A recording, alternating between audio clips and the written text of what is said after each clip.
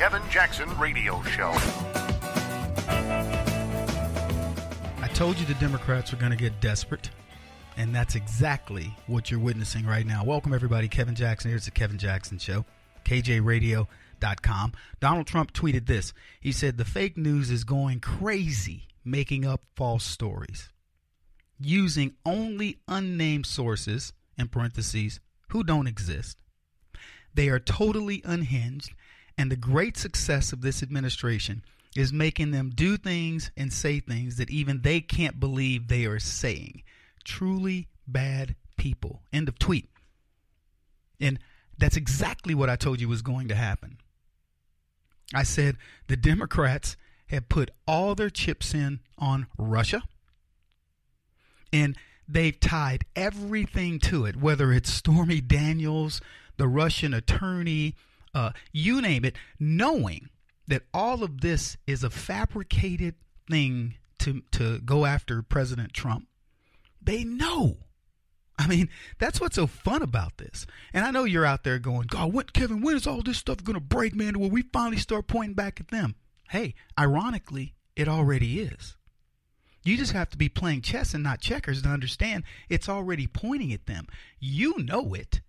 Their people are right at the fringe. Why do you think they're so crazy over little things like Kanye saying, stuff like, whatever he said? I don't know.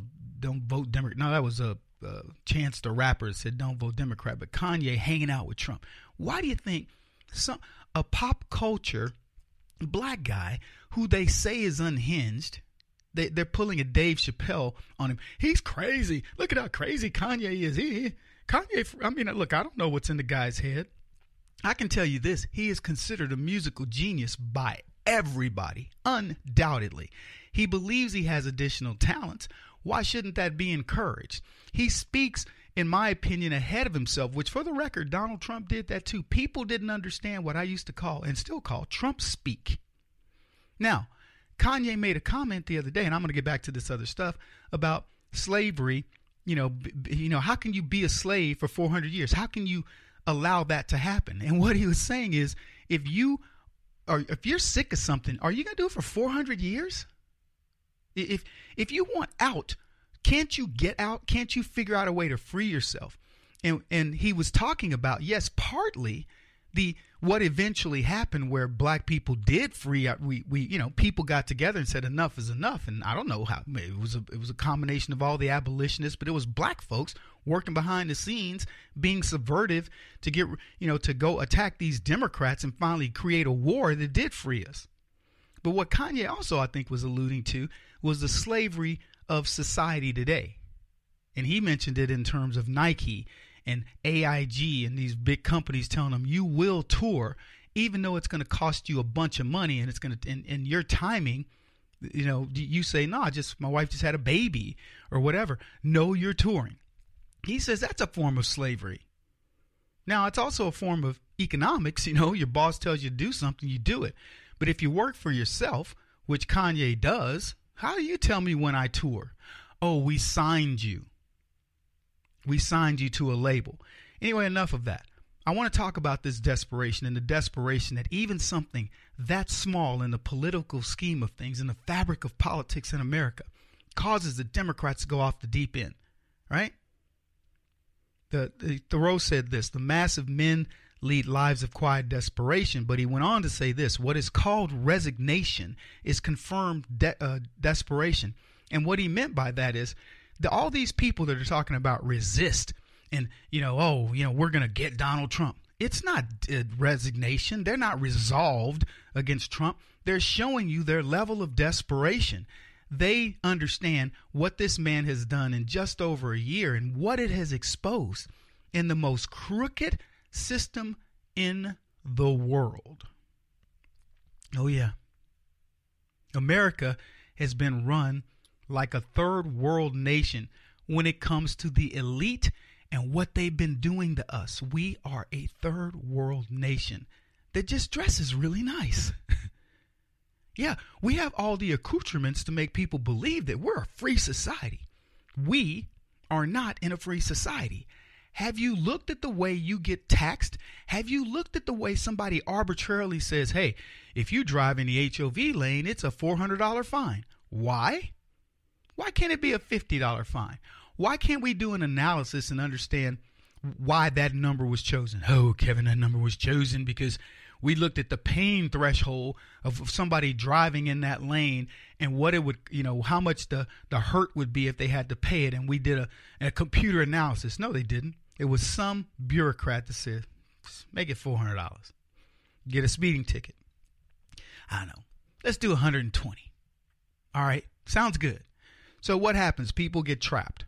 You speed, boom, you get a $120 ticket. For some people, that is a lifetime. That is the difference between eating and so on and so forth. All these taxes that just come out of nowhere that are ruining people's lives. And don't misunderstand me. You shouldn't speed.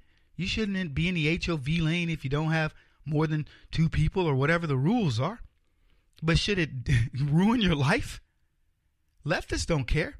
They're looking for ways to ruin your life. Life is tough enough.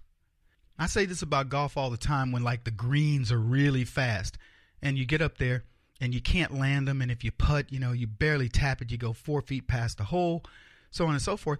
And I say, look, this is a tough enough sport without you making it just aggravating. Life is tough enough without the Democrats, the left is saying, hey, let's pile on. Let's heap it on you. And you want to know why? Because these guys they're extorting you. I'm going to talk a little bit about one of my friends, Andrew Andrzejewski, and he talks about graft in government. There are people that make 4 times the salary in retirement than they did working. Can you believe this? 400%. If they made $75,000 working, they're making $300,000 in retirement on your expense. How can you do that and survive? You produce nothing and you make 4 times what you made as a bureaucrat. That's ridiculous. So when Trump came in, he created a level of desperation for the left because that's all they have. That they have nothing left. That he's exposing the game at every single turn. And so what's going to come out of this Mueller thing? What's going to come out of it is you're going to see Mueller get to the point of desperation to where it finally spirals in on him. And I think we're almost there. So I'm telling you, hang in there. It's almost there. And I want to talk a little bit more about this because I want to explain this in the questions that he's asking the president, saying, I'll subpoena you if you don't answer these questions. Good luck with that strategy, Mr. Mueller. This is the Kevin Jackson Radio Show. Do you owe back taxes to the IRS or state? The secret to avoiding the IRS nightmare is to seek professional representation. My friends at Security Tax Associates provide the most cost-effective and ethical representation in the industry while helping to avoid seizures, levies, and wage garnishments. Security Tax Associates is here to ensure that the appropriate steps are taken to permanently eliminate any possibility of future tax burdens once and for all. For a free, no-obligation consultation, contact Security Tax Associates, 844-779-4177. That's 844-779-4177. 844-779-4177. Or visit them at securitytaxassociates.com.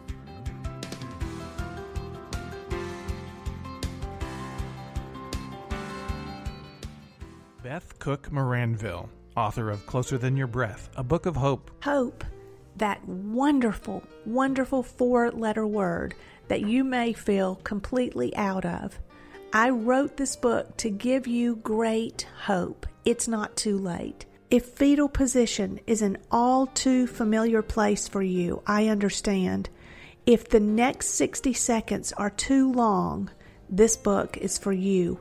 Wherever you are right now, whether you're dealing with divorce or death or sickness, take hope. You are going to make it through this pain. Don't roll your eyes. I've walked this road and I know it. The best is yet to come. Closer Than Your Breath, a book of hope from author and speaker Beth Cook Moranville. Can be found on Amazon.com or Kindle.com. For more information, visit closerthanyourBreath.com or on Facebook at Closer Than Your Breath.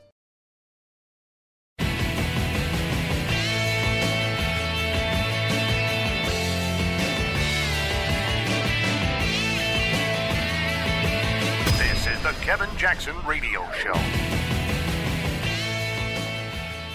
Can you sense the desperation of the left? Be honest. You've been there. We've all been there at some point in your lives where you're like, oh, God, I don't know whether it's a test, at a college or in school somewhere. Was it in a relationship? Was it a job? You got to a point of desperation.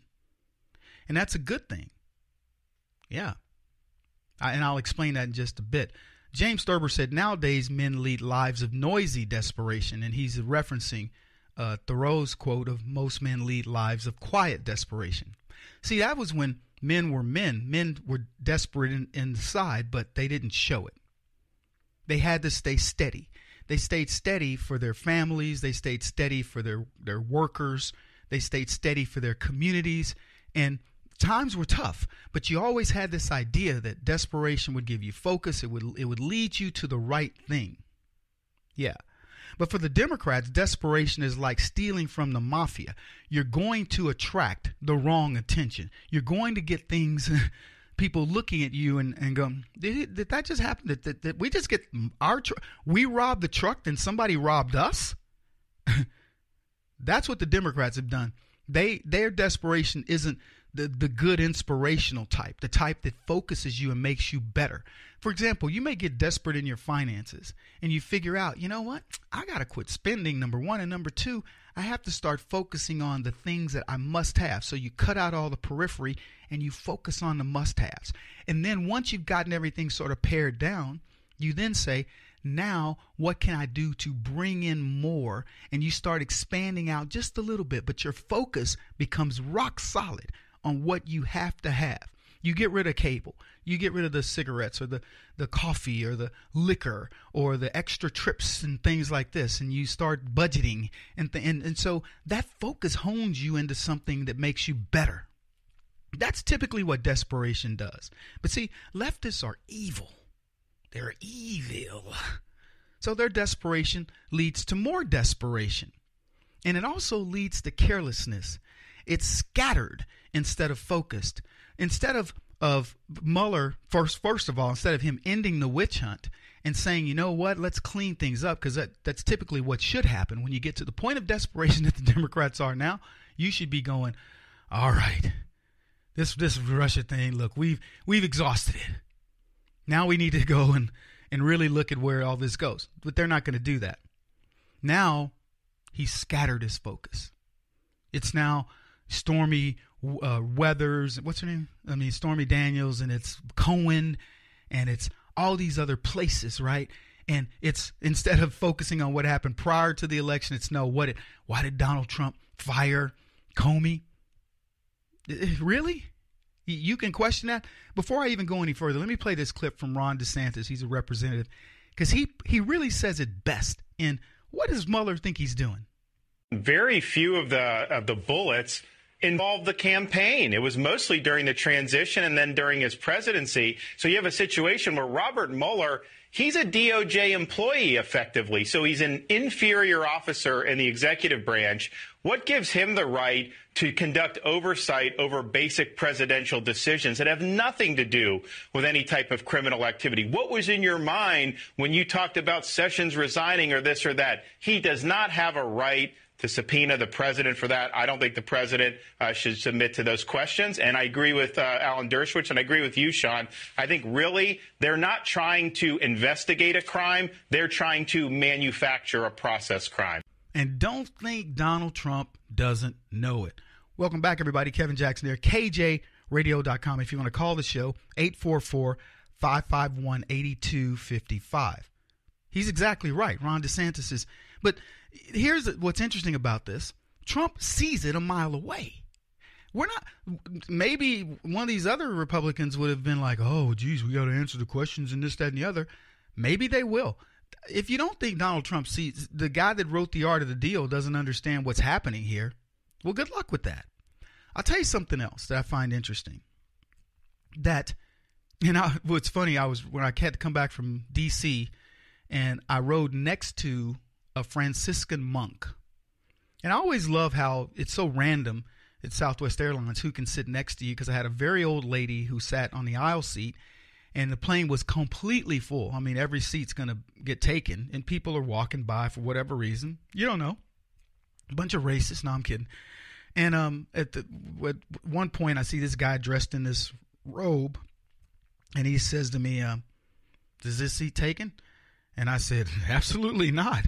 And when he was sitting down, I said, "I feel safer already," which got everybody around us kind of chuckling, because he was in his Franciscan monk robe. And we talked for quite a bit, because I asked him, give me your story here. And he says, yeah, I'm of the Franciscans. And he says there are different types of friar. He's a friar, Franciscan friar. And he says there's different types of friars. He says, we've got Jesuits, and he gives me kind of the quick history of Catholics and how these friars evolve, and which is a very interesting story. It was cool. And he says we kind of work with the indigenous, the Native Americans. He's speaking of Indians, not just Native Americans like me, just regular old black folk. And he says that we live on a reservation that's by a casino, which is interesting. And he has his phone on social media, but he says we don't get on any of the social media stuff. We just, I don't know exactly how, but he says I don't have access to all the stuff you do. It's like, okay, cool. But as he explained everything to him, we talked, obviously spiritual talk. I'm a Christ follower myself, and we were going through some of the things. And he says, this is going to sound a little kind of conspiratorial. He whispered it. He literally was like, this is going to sound a little goofy. I can't remember the word he used, but it was along those lines. And he says, but I honestly believe that Donald Trump has been touched by God. And he wasn't saying it from a like I'm right or left. He really wasn't. He was saying it just from an observational point of view.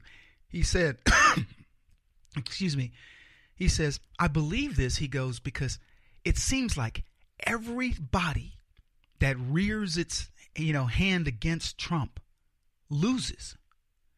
And then he says, the FBI. Now, I mean, this is a guy that's not like totally into the news, but gets enough of it to be dangerous. But he says, like the FBI. And he goes, and like the media. He goes, who could go after the FBI and win? And all the other organizations that appear to be going after the president. And then he goes, and then the media. He goes, who wins against the media? He goes, and then look at the individuals who have attacked Trump. Look at where their lives go. And I said, yeah, he's like the Israel. And he goes, yeah, like that, because Israel's the same way. Man, you'd mess with Israel, God intervenes weather-wise or whatever. He would put a tsunami and a tornado and a mudslide and an earthquake and won't even, and that'll be before breakfast. You know what I mean? You just don't do it. So I said, well, quite honestly, think about just the election itself. He goes, there you go. And he goes, what's interesting? He goes, I don't find Trump to be a religious man, but he goes, he's always praying.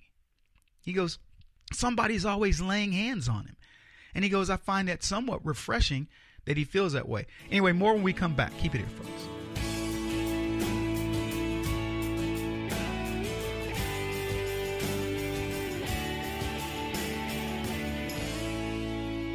This is the Kevin Jackson Radio Show.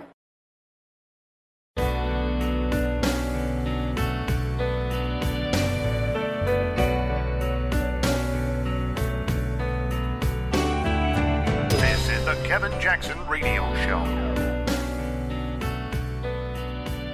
To subpoena the president for that, I don't think the president should submit to those questions. And I agree with Alan Dershowitz, and I agree with you, Sean. I think really they're not trying to investigate a crime. They're trying to manufacture a process crime. Welcome back, everybody. Kevin Jackson here. That was Ron DeSantis, the last part of a comment he made on the Sean Hannity show. Not trying to investigate a crime, but trying to manufacture a process crime. That's what our government is good at. That's what happened to Mike Flynn. Mike Flynn didn't do anything wrong. Mike Flynn was doing his job. And there was no way he could see what was going to happen, how they had set him up, and all of the things that were going against him. The problem is Mike Flynn hadn't been touched by God. I was talking about a conversation I was having with a friar, a Franciscan friar, who is, for the most part, stays out of the political system. I mean, you couldn't find a more pious guy that I was sitting next to on the plane coming back from D.C. we're having this religious discussion, and he says, I think Donald Trump's been touched by God. He goes, and there's nothing they can do. That you cannot harm him. You know, there's a saying in the Bible, if God be for me, then who can be against me? And this is exactly what's happening. Look, the manufactured stuff of Stormy Daniels, the manufactured stuff of raiding Cohen's office, the manufactured stuff of trying to tie anybody and everybody to Donald Trump, his own son, for having a meeting with the Russians where they say, yeah, we may have opposition research on Hillary Clinton. Oh, that's awful. Look at the meetings Hillary Clinton had to have opposition research on Donald Trump. Look at all of the things that they did to feign this idea of what Donald Trump did, the Steele dossier, the fake dossier that was supposedly used, and I believe it was, to initiate the total onslaught that was supposed to bring down Donald Trump. And what's happening to it? It's being lampooned. Donald Trump's ratings get higher. Donald Trump continues. I mean, ask yourself this. Does he look like a desperate man? Yeah, cooler than the underside of a pillow Donald Trump is. There's a guy's name is Daisaku Ikeda. He says a person who, no matter how desperate the situation, gives others hope is a true leader. Donald Trump doesn't go to bed and flip-flop and, oh my God, you know, what's going to happen tomorrow? He goes for his 2-3 hours of sleep that he gets every night, and then he sleeps with the calmness of the, you know, just the still waters, that eerie calm sleep, and he gets up in the morning earlier than anybody on the planet, and he starts working on behalf of the American people, and I believe in an inspired way. He gets these whispers. He's learned how to listen to God talking to him, whether he's considers himself pious or not. I believe God's speaking to him. Certainly he speaks to me. Rudy Giuliani says, my father taught me in boxing that when you get hit in the face for the first time, you're going to panic. That instead of panicking, you accept it. You stay calm. And anytime anybody hits you, they're always going to leave themselves to be open. And there's no truer words that can be spoken about learning how to take a punch. I'm just telling you, as a fighter, and I've got friends out there who listen to the show that we know each other, and they will all verify this.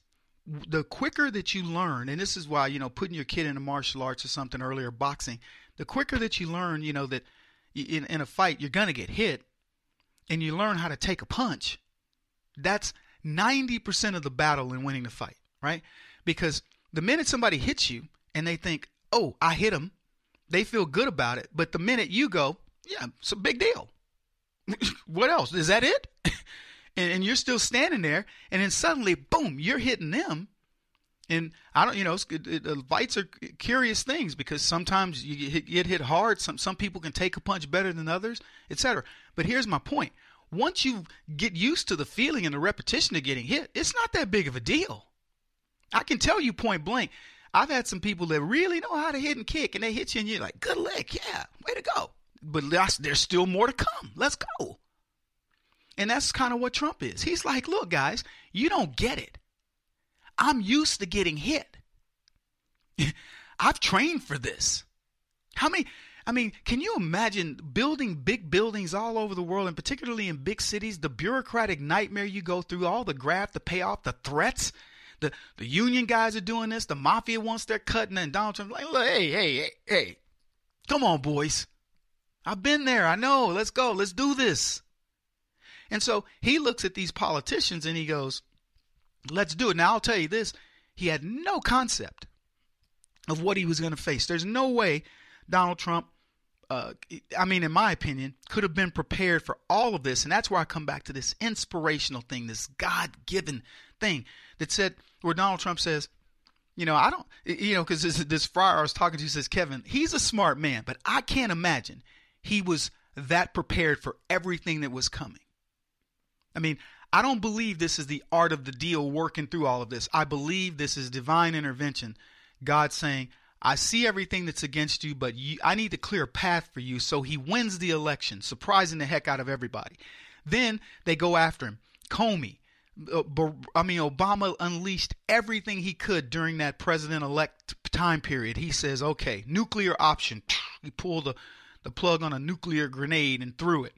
And that unleashed the FISA judges and the NSA spying and all the other things that have happened. And through all of that, this man is still going, what you got? Yeah. Joshua Oppenheimer said of desperation, he says, denial, panic, threats, and angers are very human responses to feeling guilt. See, the Democrats feel guilty. They know that things are, that something's amiss. And I'm telling you, their populace, their base is starting to see it. We did an interview with people at a Trump rally. A couple of them were Democrats. None of them pointed directly to the idea of, the crooked nature of the Democrats. More of them pointed to the positive nature of Trump, which, by the way, is even better because they're not focused on the negative of the Democrats. They're saying, look, I just see what this guy's doing.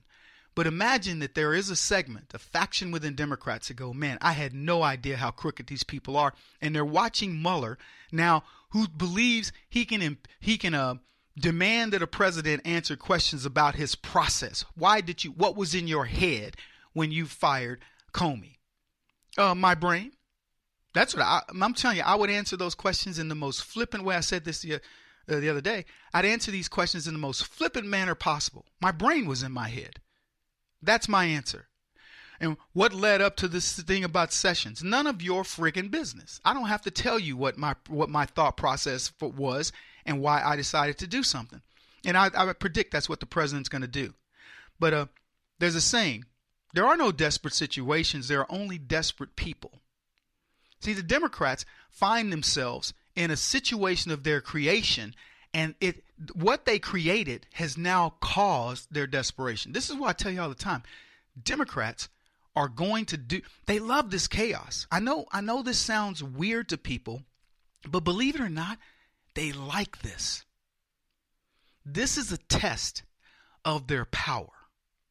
This is a test of, can this nation, survive the way that it was meant to be as a democratic republic, or can we bring it down? And if you want to know how serious this is, if they are able to bring Donald Trump down, I'm going to tell you something. This may frighten some of you. You're done. You're done. If they can do this to this man, who has to be a warrior par excellence, they can do this to anybody. If Donald Trump cannot prevail over all the forces that have led to the most, I'll repeat this, I said it earlier in the broadcast, that have led to the most crooked government on the planet, then shame on us. Woe be us. And I believe that's why, because I tell people all the time, God's going to win in the end. We are going to win in the end, because I'm not fighting against leftists. When I say that, I mean, I don't care about your sexuality. I don't care about your gender. I don't care about your color. And neither do any of you. We don't care about any of that. What I care is that you have the ability to take advantage of this country to the best of your ability. And I will fight for that.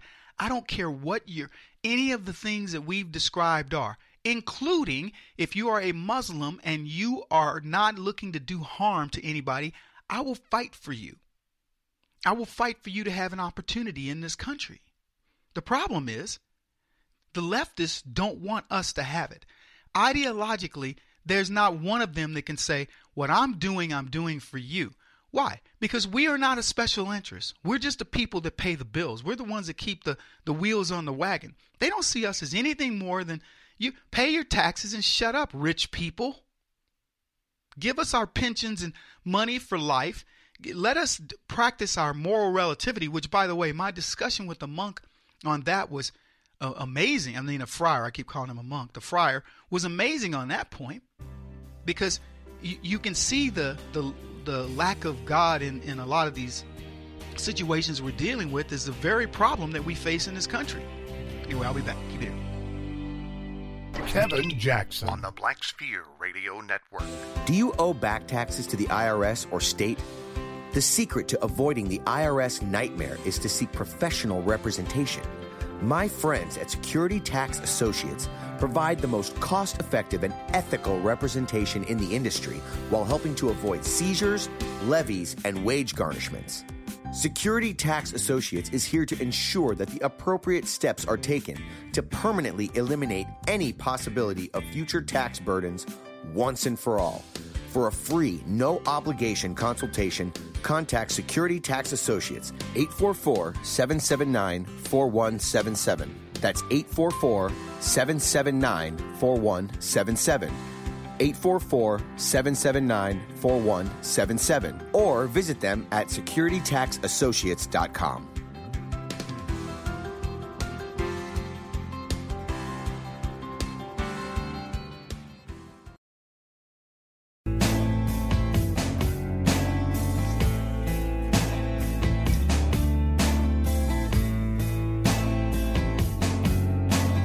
Putting an end to identity politics. This is the Kevin Jackson Radio Show.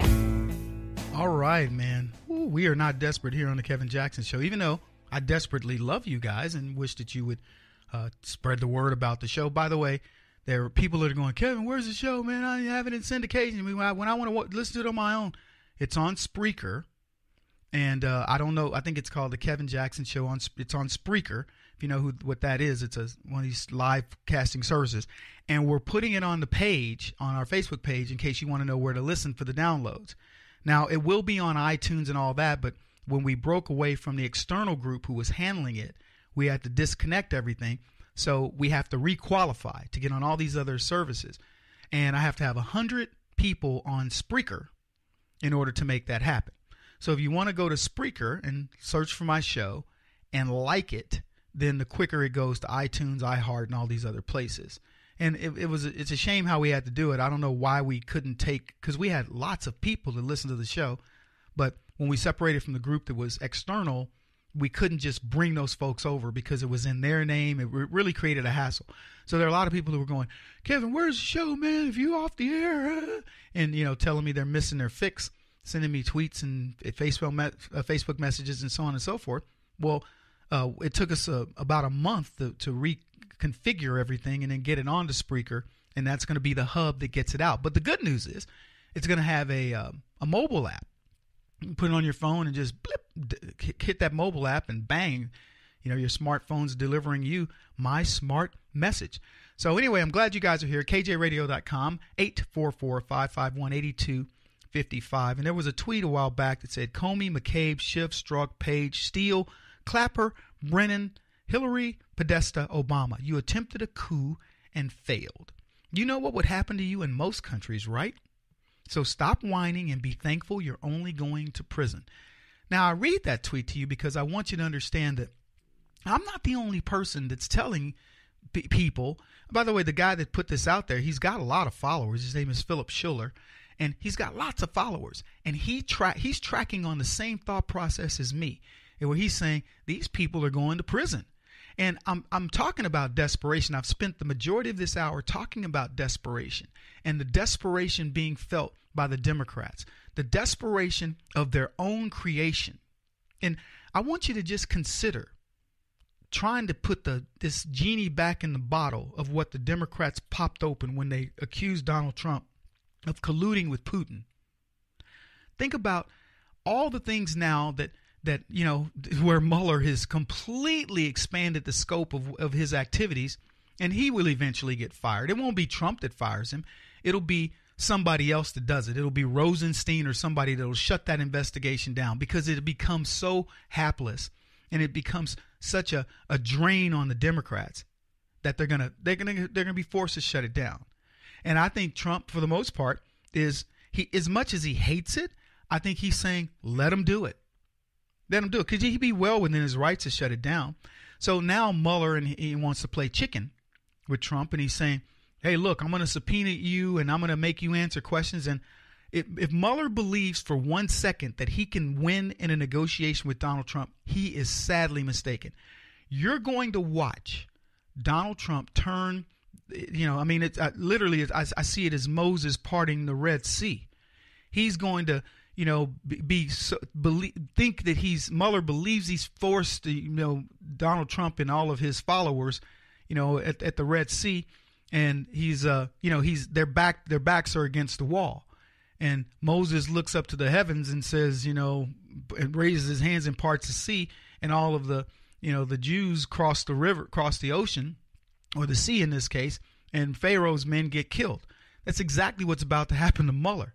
Trump's part, and it isn't from desperation, because Trump is going through this inspired.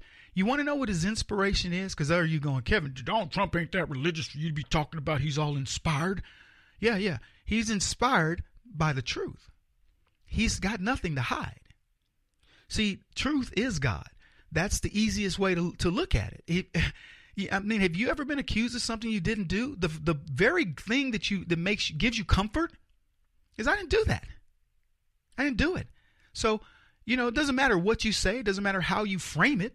I'm not admitting to it because it didn't happen, and that's the end of it. And I see this as Trump at the edge of the Red Sea going, look, this isn't even a problem. Let's just go across the sea. Boom. Walks everybody across the sea, then closes his hands back together, and there's Mueller and team, on their horses like Pharaoh coming after him. We're going to get you, Moses. And waters cave in and crush him. And that's what's about to happen. So you're seeing this level of desperation. I want you to understand, if you can witness this part that's visible, where he's expanding into this nonsensical areas where even leftist attorneys are going, holy crap, attorney-client privilege with Cohen, looking into stuff that has to do with a porn star. I mean, it's become tabloid. So you've got that working for you. And I'm just saying, where's Mueller going to go with this? So the only safe bailout for the Democrats is to say, let's shut this down.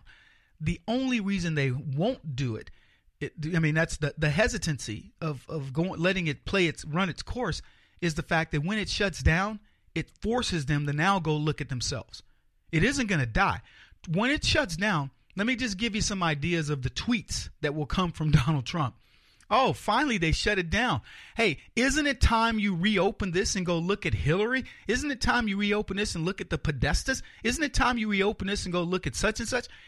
Now they know the minute it shuts down, Trump goes on. I mean, I'm not saying he's defensive now, because he's been very offensive in his fight against them. But it's going to go to a whole other level of fight when they finally have to force to shut it down. And the standoff that's occurring right now will not go well for Mueller. This thing will be done within a week, and it's going to eat up some news cycles. But when Trump pushes back and his attorneys back Mueller into a corner, that's when you're going to see the cake hit the fan. And this phase of the, as the world turns, of this soap opera that we're watching. But I do have to tell you, I love that the Democrats created this ecosystem of craziness, because when it backfires, there's no one to point to. Who are you going to blame? Normally, we have some bad guy waiting in the wings. Those terrible Republicans. They're Donald Trump. Nope. Republicans and Trump are so isolated from this, it's not even funny. When the cake hits the fan, Democrats will be going after Democrats. It won't be Trump doing it. He'll be nudging them. He'll say, hey, you've cleared me, but what about Uranium One? What about this uranium deal? What about the money that the Podestas got? And on down the line. And then they start getting into the FISA stuff, the FISA warrants and all that. Oh, it's going to get ugly for him. Let's bring in Republican Congressman Andy Biggs of Arizona. He sits on the House Judiciary Committee. He is a member of the Conservative Freedom Caucus. Sir, let's start with the questions at hand. What do you make of them? Where do you think they came from? Do you question the veracity of any of them? What do you think? Well, I mean, it's not surprised that they've been leaked. Obviously, things that have been leaking from Robert Mueller. His ship is a sinking ship because it's full of leaks. So that doesn't surprise me, and it doesn't. I think they're probably the real questions that Mr. Mueller wants to get at. And what's problematic for me is this shows that he has gone clearly outside the channels of what he was supposed to be looking at. He is no longer looking at Russian interference in the election and whether that there was some kind of a conspiracy between the Trump campaign and the Russians. He's looking for anything. He's investigating President Trump. He's not investigating a crime. And so that's why you've got all the mens rea or the culpable middle state questions that are in there that are left wide open. because what he's trying to do is find out if President Trump is going to come in and say, well, I knew this, or I thought this, or I intended this. That's important if you're going to try to set up a crime, and because you have to have that state. These are coming out of Mueller's team. I mean, what would their motivation be for tipping their hand and leaking the questions? Well, I think on one hand, he's got to convince the people that support him that he's doing something and that he's on to something. And this makes it look like he's at least going to be going after obstruction of justice. And so he's trying to assuage, I think, even the folks within his own supporters who might be saying, look, we've been going on a long time. We better get something done. And that's what happens, yeah. Yeah, I mean, although to that point, I'm sorry, I don't mean to interrupt you, but no. Adam Schiff is somebody who doesn't feel that way, who didn't feel bolstered by these questions. Listen to what he had to say. I want this special counsel to be looking at the issue of money laundering. Those questions are not included. Does that mean that the special counsel is observing the red line the president has tried to draw? In my view, the president is not permitted to draw a red line. So, Congressman, not everybody who's behind the counsel is happy with these questions. Right, and I agree with that, but I think even what Adam is asking for, he's asking for questions about money laundering. That's outside the channels that Mr. Mueller was supposed to be looking at. So I have to cut it there because we don't have any time left in the segment, but the point is it's outside the realm of it.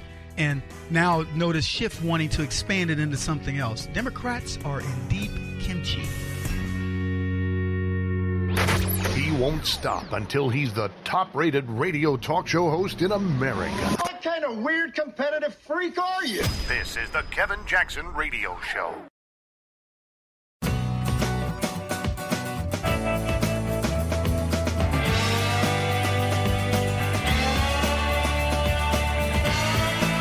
This is the Kevin Jackson Radio Show.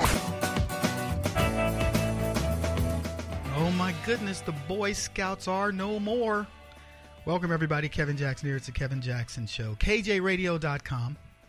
I was a Boy Scout for a little while. I couldn't do it because we lived so far out in the country. And we had so many chores and other things that had to get done that my grandparents couldn't take me all the time to the scout stuff. Not to mention we weren't exactly flush with cash and everything you got to buy, little merit badges and all these different things. And it just got to the point where I was like, whatever. And then I'll be honest with you. I didn't want to put in the work. I mean, had I gone consistently and watched the kids get their ranking, it's kind of like martial arts. Once I got involved in it and, they said, okay, Kevin, you're a white belt and you get your yellow belt and your orange belt and your green belt, your blue belt, your brown belt, your black belt, and all the different little things that, came along the way. I could see the progress. Had I been consistent with the Boy Scouts, I think I would have been an Eagle Scout. I love it. I still try to learn how to tie knots all the time. I think it's a cool thing to know how knots tie and why. It could save your life. You ever heard of a dead man's knot? They use it for mountain climbing. I know it sounds crazy, but they do. So anyway, long story short, I like the Scouts. I wanted to be a part of it. There were Boy Scouts and there were Girl Scouts. And, I can understand the reason for not mixing them necessarily. Little boys, we behave differently than girls. I mean, we just do. And I'm saying we're all kids. We can play together. But there was nothing wrong with the separation of genders.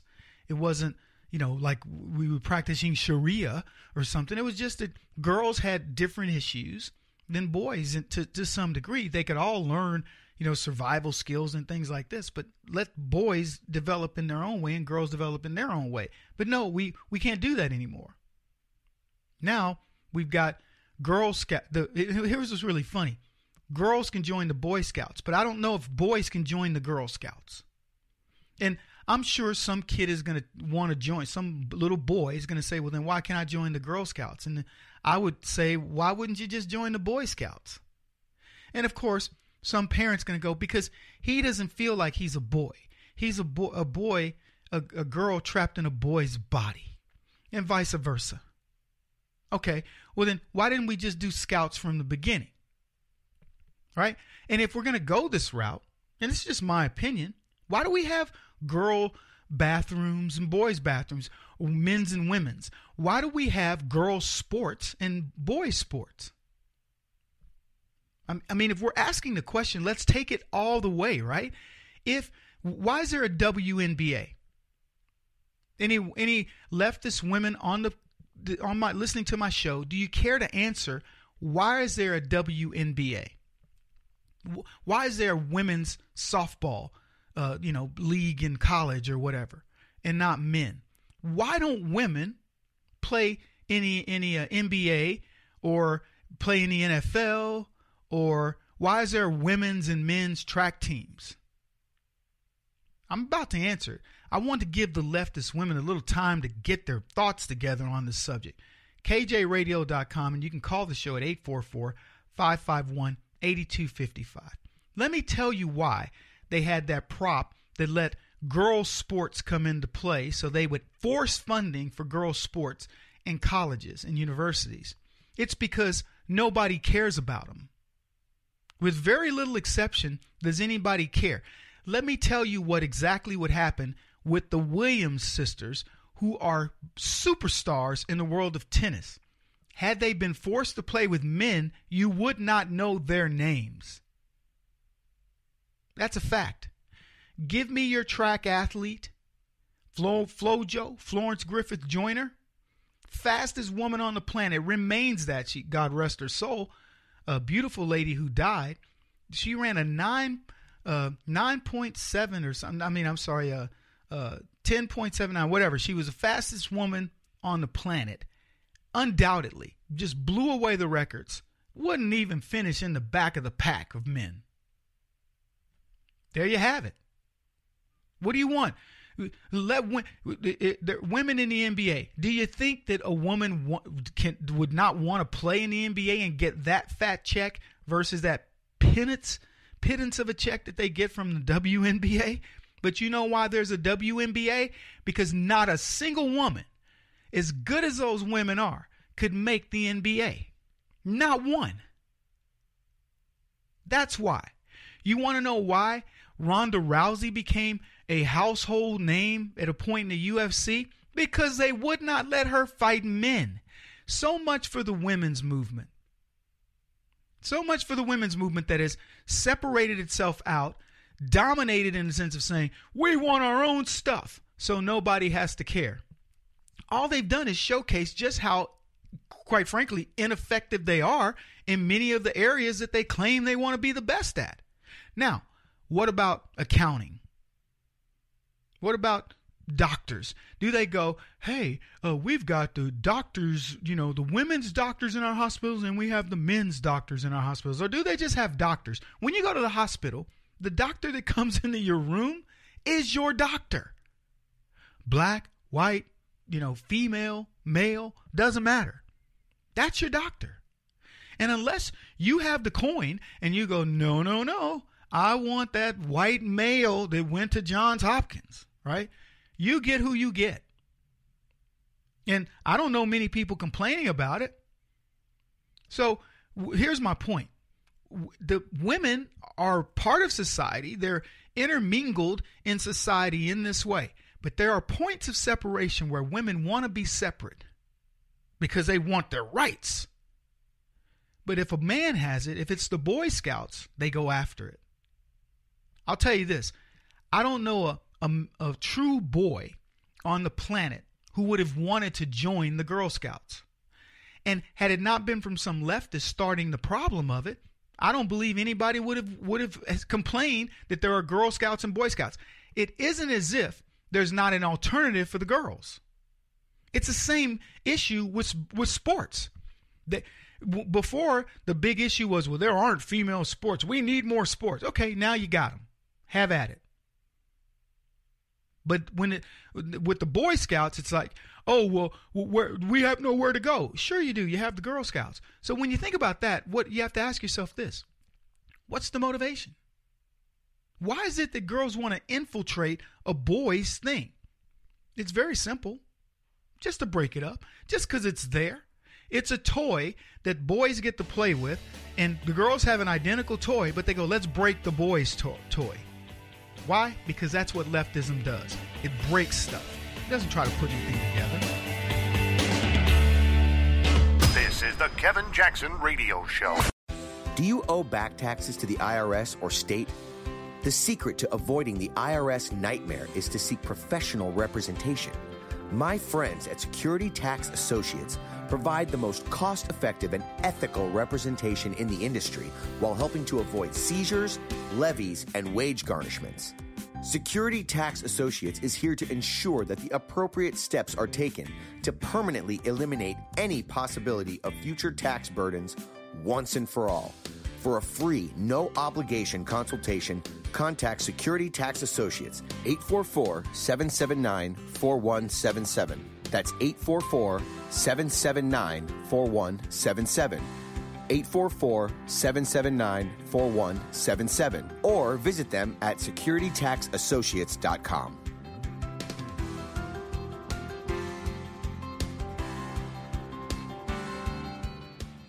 Beth Cook Moranville, author of Closer Than Your Breath, a book of hope. Hope, that wonderful, wonderful four-letter word that you may feel completely out of. I wrote this book to give you great hope. It's not too late. If fetal position is an all too familiar place for you, I understand. If the next 60 seconds are too long, this book is for you. Wherever you are right now, whether you're dealing with divorce or death or sickness, take hope. You are going to make it through this pain. Don't roll your eyes.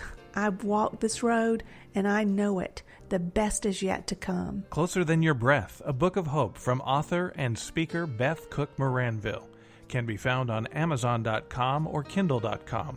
For more information, visit closerthanyourBreath.com or on Facebook at Closer Than Your Breath.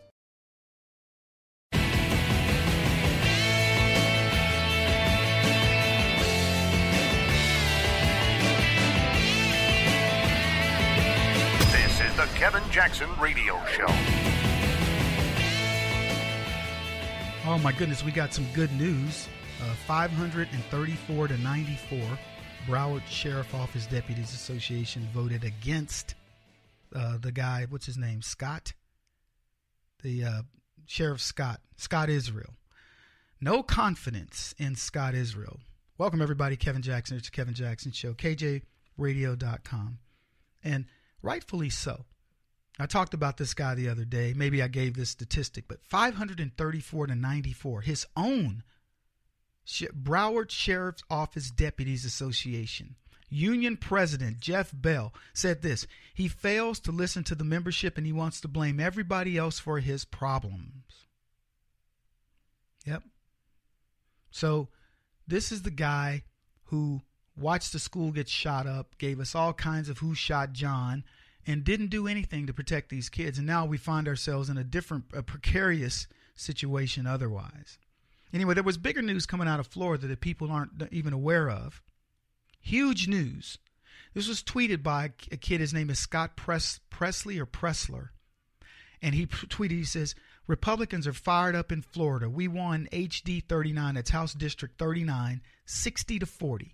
We almost flipped House District 114 from blue to red, and we overperformed the 2016 presidential election by 9.87%. What's he talking about? He's talking about a Republican district that held its own, but held it at a higher rate than it did before. But this flipping of HD 114 almost happening is a bigger deal. See, the Democrats pour money into races for these what they call moral victories. And they got, I don't know what the deal was, like the one in Arizona, and of course they flipped Pennsylvania temporarily. It'll come back in the next election cycle. Trust me on this. But they keep saying, oh, we got a moral victory. Remember the race in Georgia where they got a guy to run and they put millions of dollars in and they said, we got a moral victory. Well, the Republicans got a bigger moral victory. And I dare you to Google HD 39 Florida election, special election. Tell me what you find. Google it. You know what comes up? HD 114. The Democrats won. And they present it as if the Democrats, we did such a great job. Here's what they said right here. I'll read it to you. In Florida's special election before the November midterms, Democrats once again took a swing district into the nation's largest swing state. Outspent but not outmaneuvered. Democrat Javier Fernandez took Florida's 114th House District Tuesday, keeping the purple Miami-Dade seat in the fold for the state's surging minority party. He beat Republican Andrew Vargas by roughly 4 points, 51 to 47%, with all votes counted. Independent candidate Liz de la Cuevas netted an estimated 2.5% of the vote. Now let's talk about the independent candidate. The independent candidate, I don't know much about this race, but I'm going to speculate. She was funded by the Democrats. Keep those votes away from the Republican. But here's what they won't tell you about this race, because I decided I wanted to go look up and find out what are the details here. You know, they called it a purple district. How purple was it? Well, just to put it in perspective, Hillary Clinton won in that particular district 55% to Trump's 41%, a 14% differential. That's not purple. That's blue. That was a solidly blue district that voted for Hillary Clinton under the terms, just beating down Trump with the media and all that. But for whatever reason, knowing everything they knew about Hillary Clinton, they still overwhelmingly supported her. In other words, I don't even know what Barack Obama got there. It's probably 25-point victory, because Hillary's not even popular. And she beat Trump in that district by 14 points. Now, going back to the tweet that Scott had, he said, we overperformed the 2016 presidential election almost by 10%. What he's saying is losing by only 4% tells you how big of a swing in a district that overwhelmingly supported Hillary Clinton. It went from a 14-point lead to a 4-point lead in a year and a half. This special election. The HD 39, which you cannot find any information on, they crushed it. So what's funny to me is that all the Democrats' exuberance about what they're going to do and the way they talk about this story, outspent but not outmaneuvered. Democrat Javier Fernandez took Florida's 114th House District, keeping the purple Miami-Dade seat in the fold for the state's surging minority party. They just got caught up, in other words, the race is being run. It's in the final stretch, and it looks like the winner's got a comfortable lead, and you see the second place guy just making up grounds like nothing. Now, they still won the race, but to call this a surging, you want to know who's surging? The Republicans. That's who's surging. Take out the independent vote. The Republicans put a little bit more money into that, which, by the way, I don't know how much money was spent. They said outspent but not outmaneuvered. I could have looked at it. Maybe we should look it up, see how much money was spent. I doubt that the Democrat in that location was outspent. I really do. The Democrats have to hold on to some of these seats. They cannot lose this. By the way, this wasn't a Republican seat that we lost. This was a Democrat seat that they were trying to hold on to and almost got caught. And you won't find a negative. Let me put it this way. If the Republicans had won by 14 points for Trump and then only won by 4, that you'd be talking about moral victories and look at the surge we have and all that. They will not talk about that. And the second thing is, you can't find the win that the Republicans had in their special election, where in House District 39, where they crushed it. It isn't even close. And I don't know what that House district won by in 2016, but my suspicion is Trump won it handily. But okay, report that. Tell us Trump won it by 18, it went to 20 points, or Trump won it by 25 and it dropped down by 2 points or 5 points. They're not going to tell you that. And I suspect it's because that district did better. And what that forebodes, if you really put it into the macrocosm of politics, it's telling you Florida is shifting to Trump. That's what it's saying. Now they're going to tell you, oh no, it's up for grabs and all these other things. The only way that that a Republican loses in practically around the country, the only way Republicans lose is through gerrymandering of districts. If they played it straight, Republicans would dominate Congress. Remember what they told you about the race with Trump going in. The Democrats already have a statistical electoral advantage. Every race. In 2020, it'll be the same. And we're going to kick their butts because the sanity of the people that they discount kicks in. And that's what happened in Florida. And the Democrats, they know what's going on.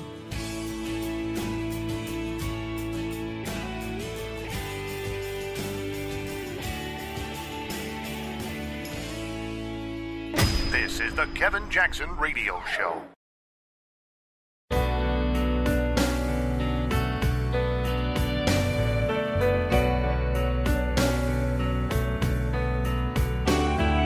This is the Kevin Jackson Radio Show. Have you heard the term wifey? Well, there was an analysis of this term, and they say, this was an article in the Washington Post where they say it is a sexist and infantilizing term. When can we finally get rid of it? Welcome, everybody. Kevin Jackson here. It's Kevin Jackson Show, KJRadio.com. And here's what the article says. I learned about the Freudian model of the Madonna-whore dichotomy around the same time I first heard the term wifey. I was in college, and some chiseled frat bro used it to describe his ideal future bride. Suddenly, I understood how quickly men place women into one of two categories: the virginal Madonna, wifey, or the filthy, and I won't say the word again, but prostitute, who's not suitable for marriage. I knew right then I was not a wifey, which left, well, just one other option. That was 20 years ago. Since then, the definition of what it means to be a wife has changed. Same-sex marriage is legal across the country, giving us more examples of what being a spouse looks like. At the same time, marriage rates have dropped, so more women see futures for themselves where being a wife isn't their only option. Yet and I'm reading this, the slutter wife stereotype remains. I completely disagree with this. This is what we call the either-or argument. You're either this or you're that. That's just blatantly not true. There are women who are in relationships where they don't, it's a casual relationship where they aren't quite sure who they are. Maybe their mate isn't quite sure who he is, but they want to spend time together, and you have those types of relationships. And it doesn't make anybody bad. Don't misunderstand me. If you're, really grounded in spirituality and you say, guys, we shouldn't, no sex before marriage and all that, that's a whole other issue. But I'm saying in the relationship spectrum, and certainly in the spectrum of women, to say that, well, you go all the way from the left, which is to being the most, promiscuous woman on the planet, and being on the right to being the most, wife-like creature on the planet, and there's nothing in between. That's ridiculous. But let me tell you what this is, what this says about the writer. The writer sees it that way because that's how she really feels. She's revealing her inner self that nobody wants me as a wife, so I'm behaving like the other.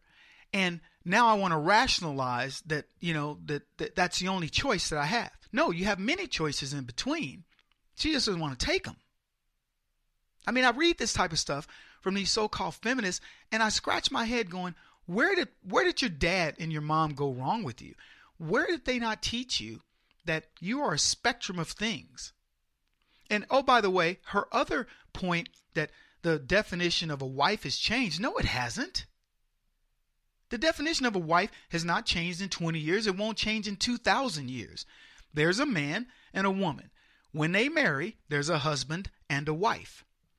I don't know what you're going to call it when two guys marry. My husband and my husband. Because I've heard gay people go, well, my husband. And I'm trying to think if guys use it exclusively as husband. But it's easy to know to some degree who the wife is on occasion. Certainly in lesbian relationships, there are many times you go, okay, that's the husband. Oh, yeah, that's the husband there. Because the girl looks like a dude. But I don't know whether gay women go, this is my wife, and gay guys, this is my husband. But I would suggest to both of those different groups, find different words. My husband and my life. This is my life, and lesbian for L, and gay, Anyway, I chuckle at these people. She says this. She goes on and says, as marriage has become both more accessible and less compulsory, why does this insult still hang around? The insult being the word wifey. And why does it infuriate so acutely? I didn't realize that it did. If women had a word for husband, like, yeah, they say things like, he's my mule. I've heard that. He's my mule. Because husbands carry all the bags when, the family's packing and stuff. He's my mule. Okay, great. That means that she rides him hard every day and puts him up wet. I don't know, but I know this. Guys aren't sitting around going, the word mule I find offensive. And of course, feminists will say, well, you don't have to do it because, you rule the world. Really? We rule the world?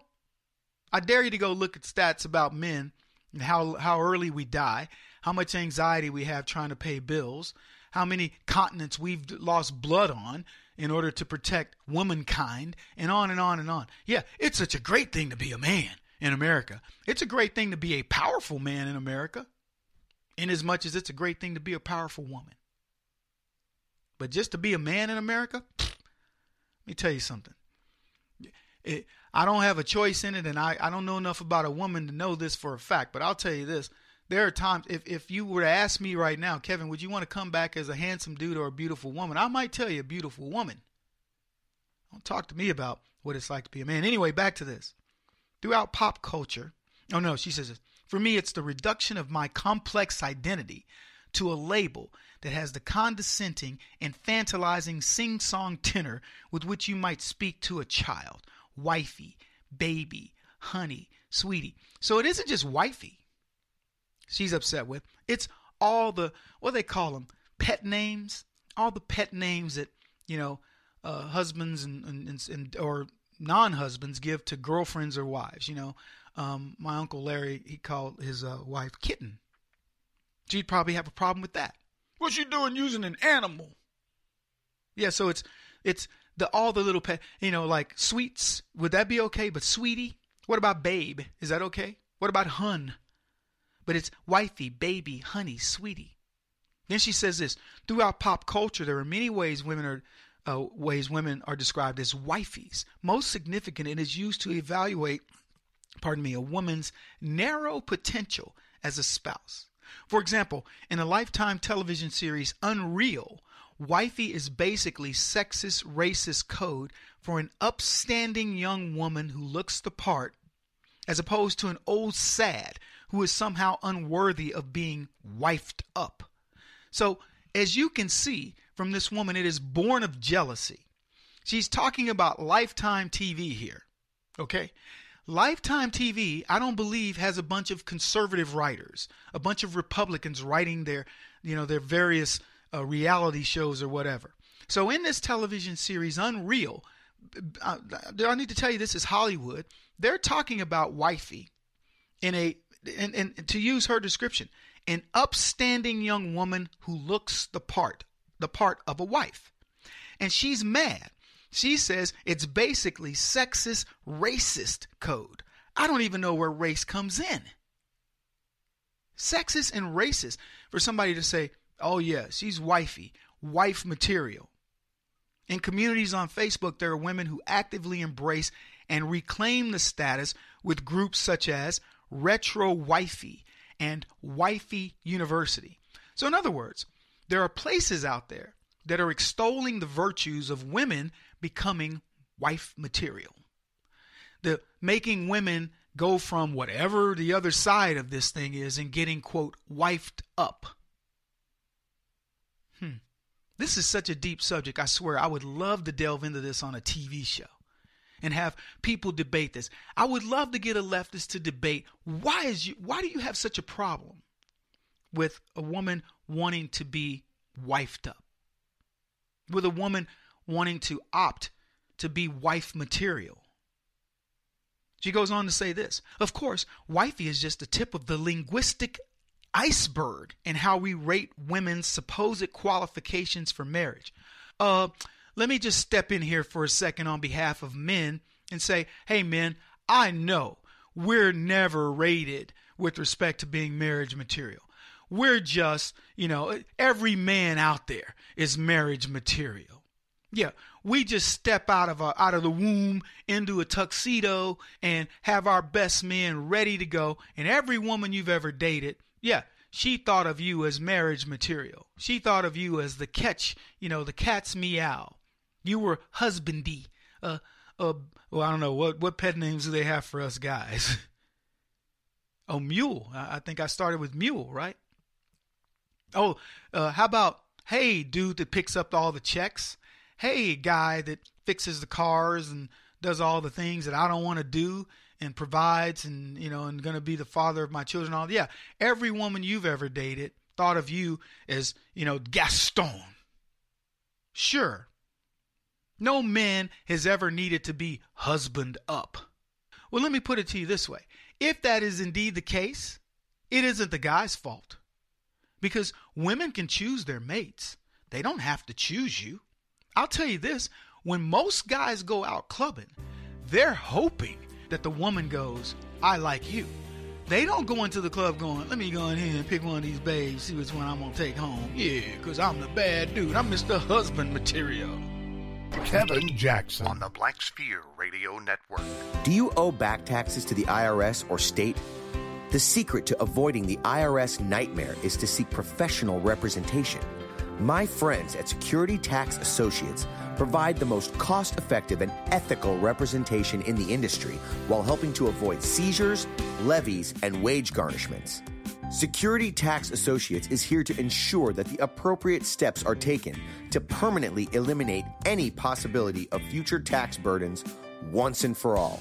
For a free, no-obligation consultation, contact Security Tax Associates, 844-779-4177.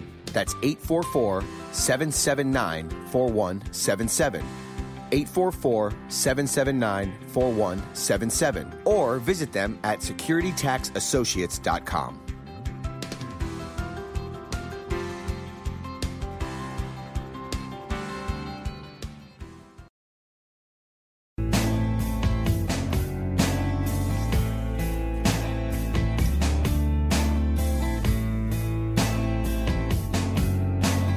Putting an end to identity politics. This is the Kevin Jackson Radio Show.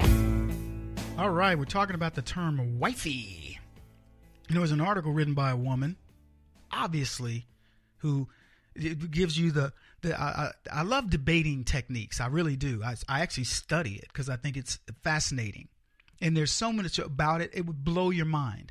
In fact, we're going to start having these things called idea seminars that teach people how to think about processes differently. And not only are you going to want to go because they're going to be fun, but you're going to want to send your kids because this is a way to teach them how to critically think in all circumstances. But anyway, so we're looking at this, debating techniques and what we're going to teach in these idea seminars. And of course, there's the one that it's the false idea that there are only two choices. And so this girl essentially proposes that you're either a wife or you're, and I'm just going to use a more delicate term, you're a prostitute. Let's just not sugarcoat it. You're a wife or you're a slut. That's how they propose it too, by the way. That's not me making this up. Now, I'm not going to belabor the point on that because I don't want kids to be in earshot and hear the show and think of this, but that's the only way to put it. You're one or the other. You can't be anything in between. You can't be someone who's discerning in relationships, picky, etc., and, looking for the right person. You can't be that. You're either one or the other. You're in the wife category or you're the other. And I just think that's a cop-out because it gives women a false choice that you're either one or the other when there's such a spectrum of what's in between. Now, here's what she continues with. And if you want to hear what I said earlier, go back to the segment 3 in the second hour of today's show. But she says this, in my own life, I internalized the idea that I wasn't cut out to be a spouse because of how men treated me. and in parentheses, and how I let them treat me as the wild party girl who wasn't looking for commitment.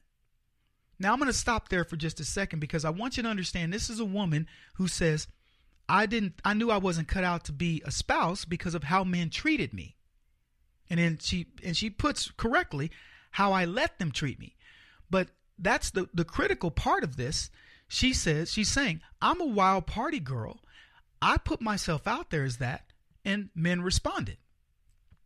Well, whose fault is it? And for the record, it's not like she's crying that they did things to her that she didn't want. She put herself out. This is who I am. I'm a party girl. I'm not looking for commitment. Boom. And then she finds herself in the category where people go, not wife material. No, because people don't want.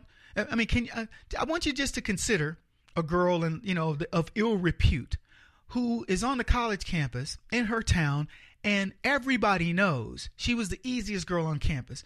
And then some bumpkin comes along and goes, hey, I like Gina. She's a beautiful girl. I'm going to marry her. And people are going, dude, that's not wife material. That's not wife material. Explaining to him, be sure you've done your homework here. Now, that being said, if he loves her despite whatever her reputation is, good for him. But don't make any mistake about it. She put herself in that category. That is the nature of the beast. Anyway, she says, I even recall my recent memoir, Unwifeable.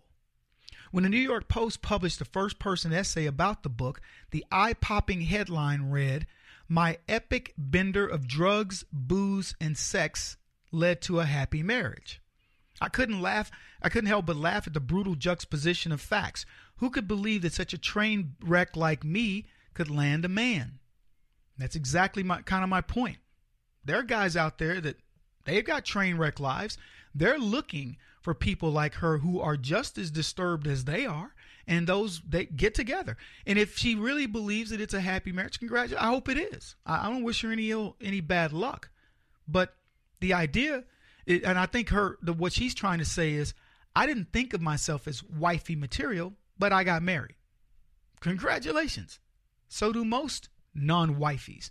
And that's the problem I have with the article, is she's got a problem with people being considered wifey, meaning they elevate themselves to making it easy, to finding the right guy. She got married, but she's never been wifey material. You get it? That's her problem.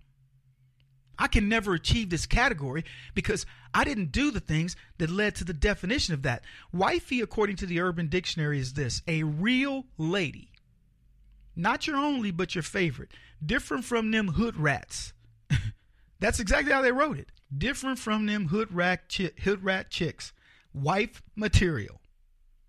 And what makes this woman mad is there's a category and she can't achieve it. She's a wife, but she can't be a wifey. She was never a wifey, even though she made it to wife. What I'm trying to do is put you in the head of how leftists think. They don't want a category that they can't achieve, so they have to tear it down. It wasn't worth it. I hate that term. Why? Because I could never be it. Another person writes this as the article. A plain definition of wifey is a woman that is in a serious relationship with a man. The relationship is so serious that the man considers her to be wife material. See, what's interesting about this is the non-wifey, she can be in relationships with men, but they don't see her that way.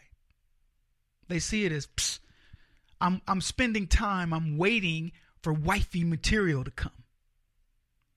But the other woman, she's called wifey because they may not be married, but they act married, they feel married, everybody sees them as married because she's wife material, and he's not biding his time. He's just like, hey, we're going to put it together. It could be financial. It could be, they're waiting on somebody to get on insurance. I mean, there's a variety of reasons. But even the author of that particular article, these were written. This one was written much earlier than the other. Says, honestly, the term is BS. I hate it with all of my being and more. And to be quite frank, I don't ever hate anything because it goes against the person I am. Hence, the idiocy that comes with this term. Now, let's define the term a little more so that our generation can rethink its usage.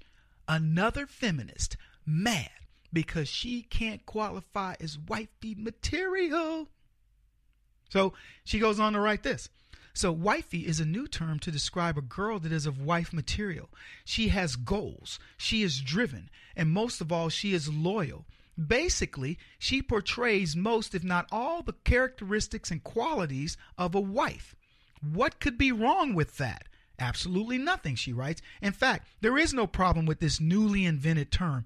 The issue lies deep within the people that use it, for they, being the current male population, often misuse the term for young women, for a young woman that is too naive. Let me put this in perspective, she writes. A young couple has been seeing each other for some time now. They go out, they have fun, they're intimate.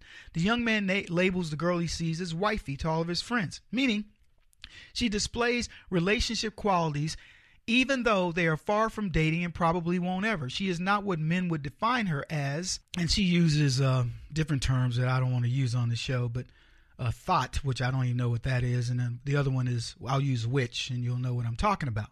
But he says, but to say the least, it is a pathetic compliment to a young woman. But even still, there comes disappointment with the way the young man will use the term.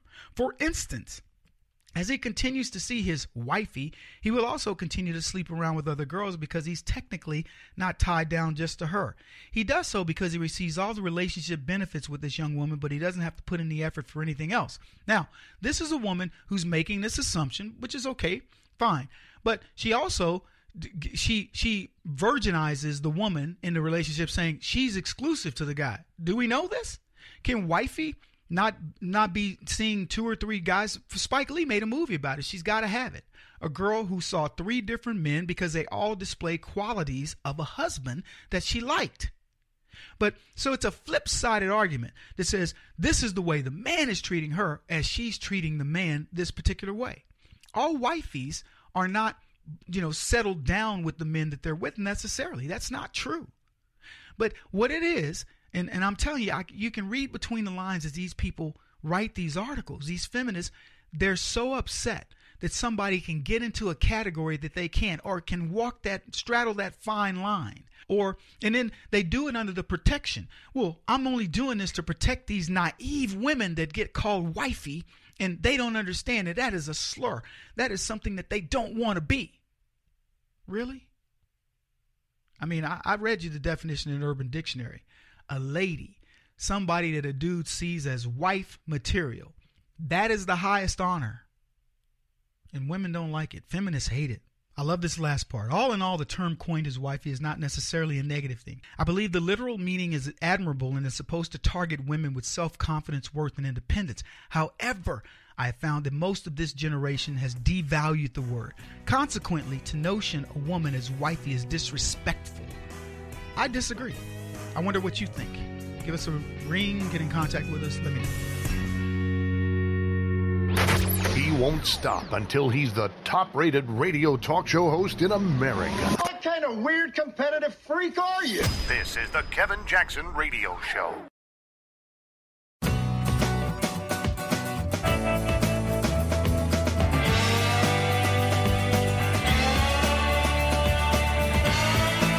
This is the Kevin Jackson Radio Show. I talked about this earlier. The Boy Scouts are no more. 108 years, the organization's iconic name has been Boy Scouts. But beginning this summer, children are going to be asked to say, "Scout me in," as the program accepts girls for the first time. And then the next year, the organization is going to change its name of its older youth program for 11 to 17-year-olds to Scouts BSA. So Scouts BSA, it used to be, the BSA was for Boy Scouts of America, so it's Scouts BSA. And I talked about this earlier in the broadcast because I just think this is another one of these PC lame brain ideas that let you understand leftism, and it's so lopsided. I haven't looked to see if they want boys to be in the Girl Scouts. Or Cubs. I don't even know about the Cub Scouts. They have, the Girl Scouts have their Cub thing. It's called Brownies, and the Boy Scouts have Cub Scouts, if I'm not mistaken. Now, neither one of those has a connotation of any type of gender, but I've always known brownies to be the girls and the Cub Scouts to be the boys, if I'm not mistaken. I mean, that's certainly my perception right now, so maybe whether that's true or not, that's been my perception. Now, personally, I don't know how they can still get to call the girls, little groups, brownies, right? Because that's got some racial overtones right there. Maybe they don't use that term anymore. I know this. If I see a boy selling Girl Scout cookies, I ain't buying them. No one special wonton soup for me. I'm not buying them. I mean, I haven't bought Girl Scout cookies in ages, but I'm just saying I would definitely not buy them then. I might buy a box just to. In fact, I did bought a bunch of them. One of our staffers had a Girl Scout thing, and I bought a bunch of cookies from their kids. So something like that. But other than that, I don't support. It isn't that I don't like the Girl Scouts by any means. It's just that, number one, I don't need the calories, and to be honest with you, I don't stand for a lot of these organizations that have tried to change the iconic vision that we grew up with their organizations. It's all become politicized. I don't know what Girl Scouts do. I've never even had an inkling to know, because I had Boy Scouts, and I was a scout. I wasn't very good. I explained it earlier. My grandparents couldn't take me all the time. We couldn't afford all the little merit badges and all. I don't know how it all worked, but I didn't have a lot of money. So they couldn't take me to all the meetings, and I think I did one camp out with Boy Scouts. And the reason why it wasn't that big of a deal to me is I lived on a 25,000 acre ranch, and we camped and fished all the time.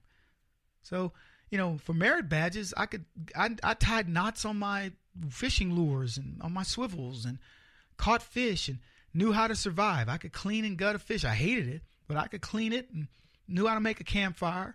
Knew east from west, where the moss grew on the trees, knew how to swim. I knew a lot of the things that I didn't have to worry about with Scouts. But had I been in a city closer to it, I would have done it. I would have encouraged my sons to do it had they shown an interest in it. But to be honest with you, my kids probably couldn't survive outside for a week on their own because they didn't grow up that way. Most kids can't. So I appreciate what the Scouts taught kids. Survival skills. Now, the world has become such that people believe, oh, we're never going to need those silly skills. Oh, yeah, you will. Let me tell you something. People die every day in this country and certainly around the world because they don't have the skills of a scout. They don't know how to look for water, how to make potable water, what they can eat, what flora, what fauna can help you or harm you. Where you can get water out of a vine if you don't know. I mean, there's a lot of stuff that nature can teach you that if you are a scout, you can learn it, and you can meander through a lot of stuff out there. But here's the bigger picture, not just in nature. It teaches you how to meander through life. And Eagle Scouts are some of the sharpest people on the planet. These kids are the black belts of scouts. And their skill set applies to life, and that's a good thing. Eagle Scouts tend to go on to have very successful lives, and there's a reason for that. They are very methodical. They understand what it takes to go get those, the badges, and they really want to know the craft.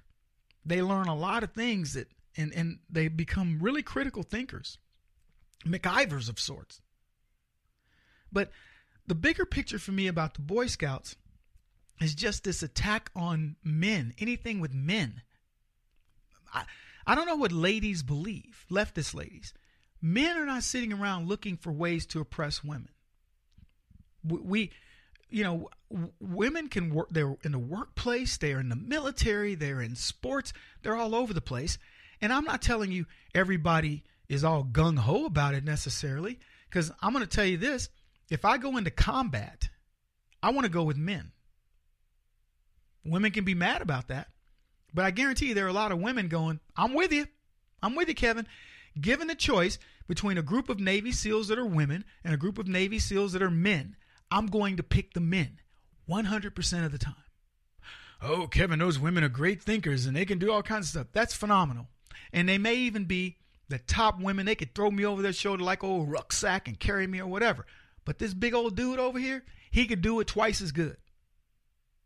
And he can fight twice as hard.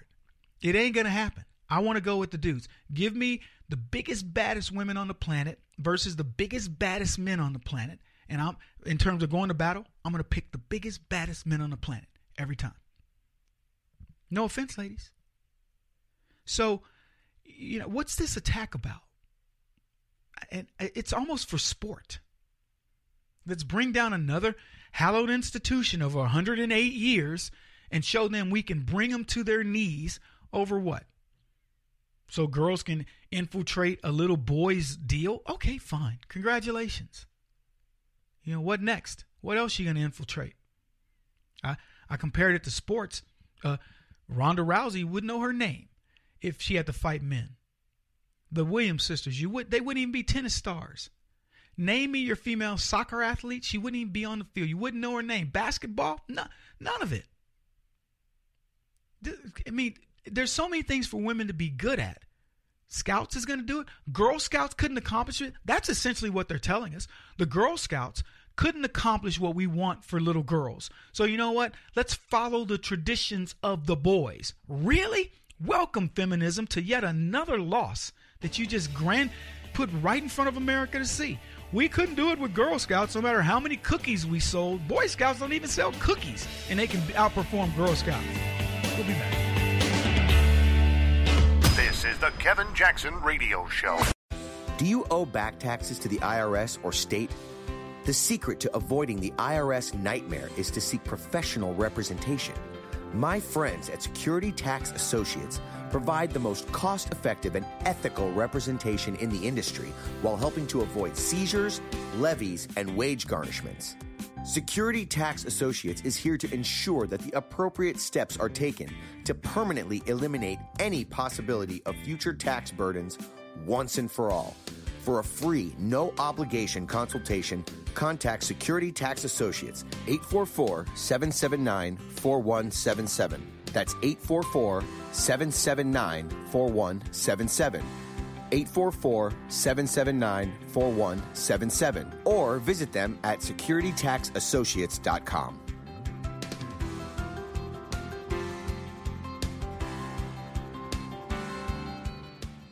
Beth Cook Moranville, author of Closer Than Your Breath, a book of hope. Hope, that wonderful, wonderful four-letter word that you may feel completely out of. I wrote this book to give you great hope. It's not too late. If fetal position is an all too familiar place for you, I understand. If the next 60 seconds are too long, this book is for you. Wherever you are right now, whether you're dealing with divorce or death or sickness, take hope. You are going to make it through this pain. Don't roll your eyes. I've walked this road and I know it. The best is yet to come. Closer Than Your Breath, a book of hope from author and speaker Beth Cook Moranville, can be found on Amazon.com or Kindle.com. For more information, visit closerthanyourBreath.com or on Facebook at Closer Than Your Breath.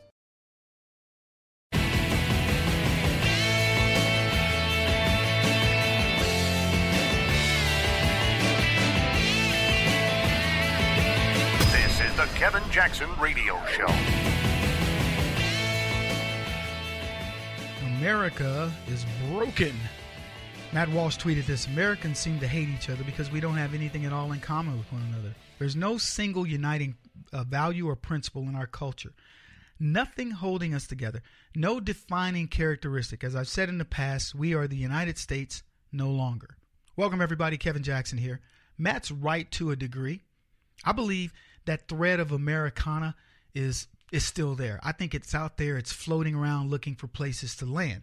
And it's left California and Massachusetts and Oregon and, most of the Pacific Northwest and other states. And it's just waiting. It's looking for a home, but it doesn't leave our shores. It doesn't. And in fact, if you come in correctly into America, it lands on you. Because that American spirit, I think, doesn't die. It's like trying to say God dies. God cannot exist. God exists. The American spirit is wrapped in it, comfortably wrapped in the bosom or I should say just resting in the bosom of God, shielded by our Heavenly Father. I truly believe that. There's nowhere it can go.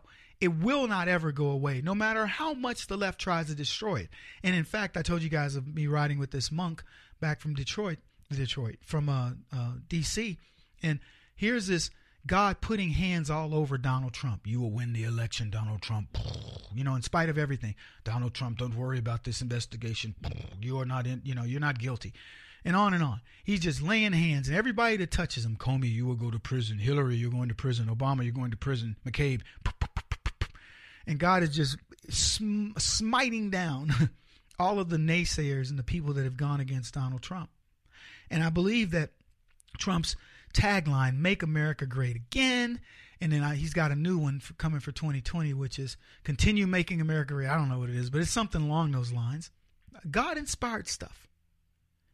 But I will tell you, we are under fire, but I'm not worried, and I don't want you to worry either. I think that we're in a unique position in our lifetimes, anyway, to get this republic back on its feet. I'm excited. I don't know if you guys are. I get up in the morning excited about that. Debating leftists over, who's, Kanye's tweets and things like this, and showing them we will not be defeated. I was on Laura Ingraham talking about this very issue. Yet another divisive thing. I talked earlier about the Boy Scouts. The divisiveness of the left. They say, no, we're bringing everybody together by putting the Boy Scouts and the Girl Scouts together. No, they're not. They're dividing. They want to create a rift among us. They want men going, God, what else we can't have anything. You can start a women's group and they will praise you to all get out. You start a men's group, you're in trouble. You can start a black group, people will praise you, money coming in, people talk, oh, black people. You start a white group, you're in big trouble. You do something Christian, but do something Muslim. Oh, Muslims want to do blah, blah, blah. They love it. Do something Christian. Look at the Bible thumpers over there. They just hate us, man. They hate everything we stand for. They hate us as capitalists, even though we make their products for them, give them their jobs. We're the best supporters of the tax base. They don't care. I'm arguing with this clown, Michael something, on Laura Ingraham about Kanye West, and I'm getting death threats. Kanye West getting death threats because he dares speak his mind. He dared give an opinion. Some rapper comes on, shoot, I'm calling all Crips to come out and kill Kanye. You better not show up in concert.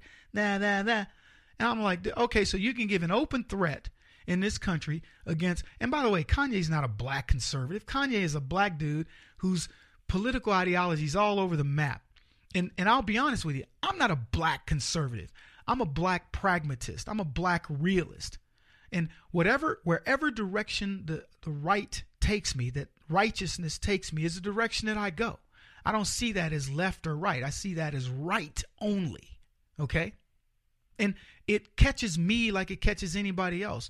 There are things that I would like to do that would violate my moral compass. But, you get tempted to do things that violate your moral compass. But that's the whole thing about understanding that you have a moral compass and something prevents you from doing that, or tries to anyway. But it doesn't make me more sanctimonious. It just means that I'm more discerning. And still a sinner, but more discerning. So that's what binds us as Americans, is we have a moral compass. Every time you don't waterboard, don't do this. Really? While Muslims in other countries cut off heads and do atrocities to people that you couldn't even dream of. Putting a person in a cage and burning them. Did no American ever? Ridiculous stuff, but we're held to such a standard. Let me tell you something, man.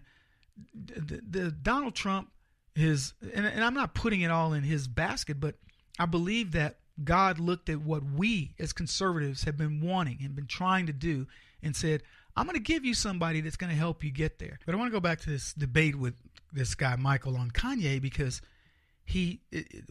what I essentially said is black conservatives get called all kinds of things. Nobody comes to our protection.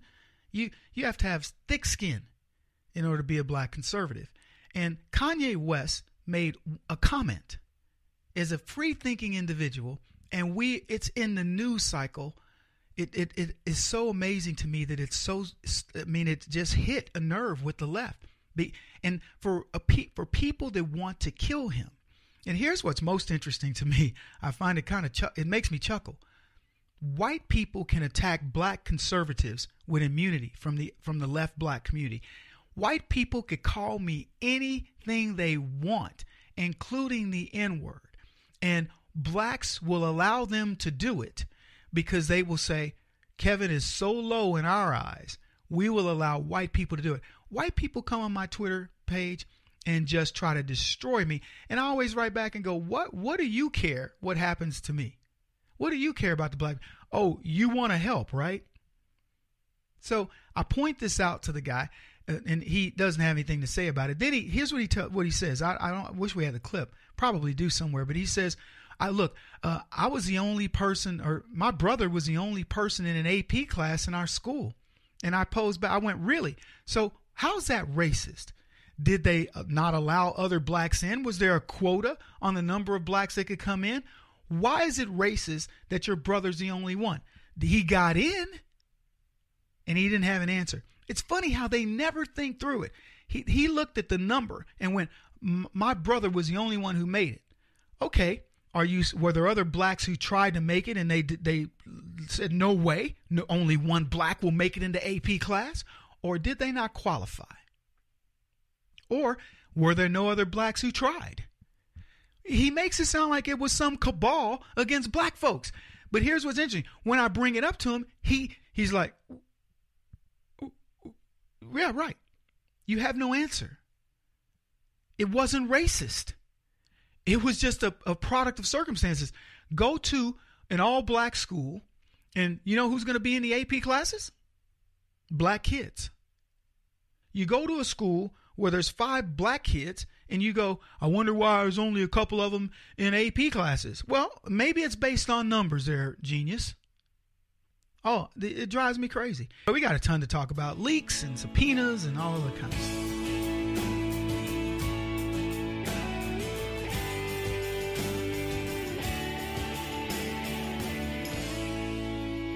This is the Kevin Jackson Radio Show.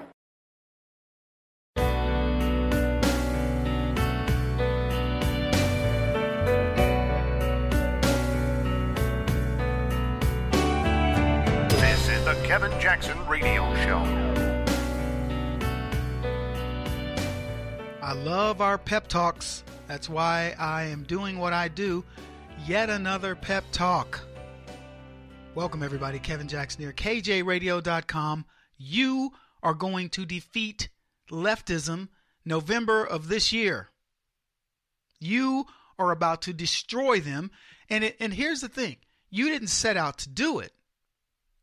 They are technically destroying themselves. The only thing you're doing now is you're not rolling over. I talked to some people the other day, and I said to them, what better time than for Republicans, conservatives, whatever you want to call yourselves, to put your foot on the throat of the left and push.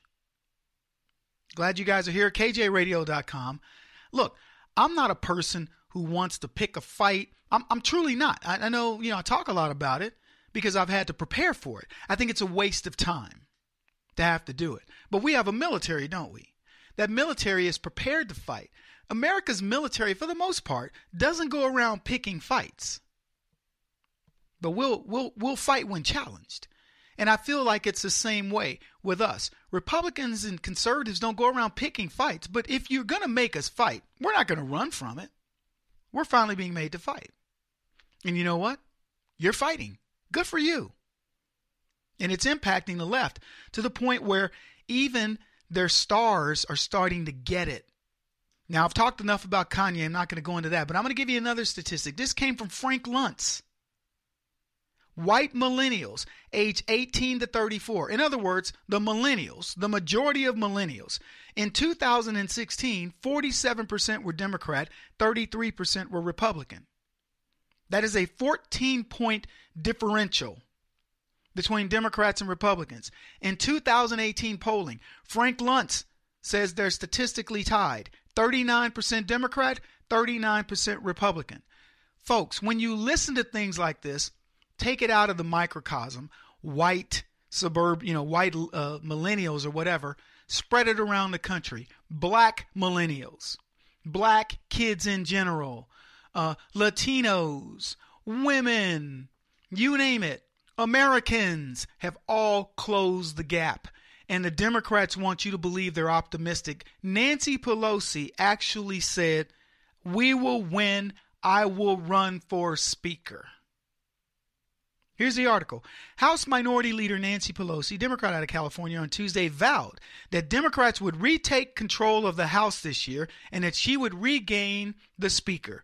"We will win. I will run for Speaker. I feel confident about it, and my members do too." Let me tell you what that is. That is not youthful exuberance. Okay. That is Pelosi announcing her fears that she will never be Speaker, and she won't. I'm not telling you rest on our laurels. I'm telling you there is enough evidence around this country to prove that the Democrats have nothing going for them. Black folks are not going over to the Democrats in droves. No matter what they do to try to demonize Donald Trump, God has put his hand on Trump and he cannot be destroyed. Black folks will vote more for Donald Trump this year than they did in 2016. And they will do it even more in 2020. Yep. Pelosi's got a Democrat fundraiser. She's got to stay optimistic. She's got to make people believe, Democrats, we're in good shape. Don't you worry about it. She's previously discussed her role as the only female member of House Democrat leadership, and she reiterated her intention to maintain that role when she spoke, and she said, "It's important that it not be 5 white guys at the table." No offense, she said. Democrats have expressed optimism that they will retake control of the House in November's midterm elections. The party has to pick up 25 seats to do so. Real Clear Politics says that the Democrats have a 7-point advantage over Republicans in this whole thing that where they're going to take over, because they look at each race and then they say, well, there's a 7-point thing. Let me tell you something. That's the same thing that happened with Hillary Clinton, right? Oh, Hillary's got the advantage statistically, so there won't be any. The sad thing, and kind of the ironic thing that makes me chuckle, is it's going to be the same stuff that is the undoing of the Democrats in the 2018 elections. It's going to be what they tried to do to Trump that's going to destroy them. What they aren't telling you in this little thing that they were talking about Pelosi is that gap has closed dramatically. It was double digits. It's closed. They aren't going to tell you that black folks are now more favorable towards Trump. I just told you the millennials, they closed the gap, a 15-point gap or whatever it was, down to 0, a statistical tie of the millennials that support the Democrats versus the Republicans. Show me where you can win. Do you think it's going to be like Romney, where people are going to go, oh my goodness, we don't feel good enough about our candidate, so we're going to stay home? Or do you think Donald Trump has energized more people? Well, let me tell you something. If the Florida special elections had just occurred are any indicator, the Democrats are toast. We closed a 10-point gap in House District 114, and we crushed them in House District 39. Do you think the left wants to tell you that? Do you think Nancy Pelosi is going to go to her fundraiser and say, well, listen, we didn't win House District 39 and they beat us pretty badly, but we did win 114, and that one was they closed the gap to within 4 points in a solidly, because it was won by 14 by Hillary Clinton, in a solidly blue district. They closed it 10 points without a whole lot of hoopla.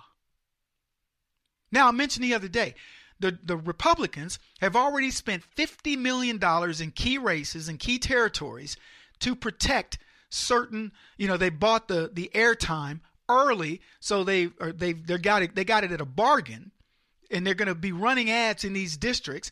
If you don't think Donald Trump's going to hit certain districts and get involved in this thing, you're crazy. He will.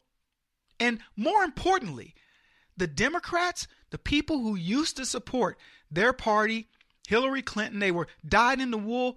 They are dying. These people are leaving. they are leaving that party in droves because they know what it's about, and they are now starting to work for the other side. Pelosi says, I'll run for speaker. Here's another little thing that occurred. Well, let me give you this poll too, because this is a poll that's really interesting to me. When it comes to the issue of illegal immigration in this country, the left uses the tired old tactics of racism. They claim Americans don't want immigration reform because of their hate for immigrants and that we need illegals to do the jobs that Americans don't want to do, right? But it's just not true. Now, the party who's betting on illegals, and oh, by the way, porn stars, got this news. According to a recent poll, Black Americans and Hispanics are increasingly supportive of President Trump's immigration agenda. And here's what it reads. Trump's immigration agenda of lowering the amount of immigrants in the U.S. admits that they admit a border wall and ending the visa lottery system as well as chain migration would help raise American wages. There are currently more than 1.5 million legal immigrants who arrive annually. The immigration-cutting, wage-boosting plan has grown in popularity among Black Americans and a demographic that has been hit hardest by mass immigration. 65% of Black folks say that the immigration levels, that they need to lower the immigration levels from what they were. So in other words, 65% are in support of Donald Trump wanting to do that. So the question is, what are the Democrats betting on with illegal immigration? Let me just give you the quick answer. Same old tried and true, now completely unproven strategy. Hispanics realized that the Republicans were going to do more for Latinos who were displaced than anybody. That Donald Trump sympathizes with the DACA kids more than any Democrat ever could, and that these kids they now see themselves as having been used as pawns by Nancy Pelosi. If you think that's going to be they're going to just go for the Democrats this time, you'd be totally mistaken. I'm telling you, people are realizing, particularly blacks, are realizing what these Democrat policies have done. So Cornell University's Vernon Briggs wrote in a testimony before the U.S. Commission on Civil Rights on how in 2004, mass immigration to the U.S. led to black people being replaced as the largest minority in the country, overtaken by Latinos. And he says this, although Black Americans were 13.5% of the population's native born, they were only 7.8% of the foreign born population in 2000. Hispanics, on the other hand, were 8.5% of the native born population, while being 45.2% of the foreign born population. In 2008 testimony, he stated there was little doubt there is significant impact on black workers who generally compete for the same U.S. jobs that illegals do and legal immigrants often get. So blacks see both the legal and certainly the illegal immigration as a problem for blacks in general. Blacks can't get those good paying jobs. And by the way, neither can whites, but it isn't just about bean picking and janitorial and washing dishes. It's about all of it. Short break. Kevin Jackson on the Black Sphere Radio Network. Do you owe back taxes to the IRS or state? The secret to avoiding the IRS nightmare is to seek professional representation. My friends at Security Tax Associates provide the most cost-effective and ethical representation in the industry while helping to avoid seizures, levies, and wage garnishments. Security Tax Associates is here to ensure that the appropriate steps are taken to permanently eliminate any possibility of future tax burdens once and for all. For a free, no-obligation consultation, contact Security Tax Associates, 844-779-4177. That's 844-779-4177. 844-779-4177. Or visit them at securitytaxassociates.com.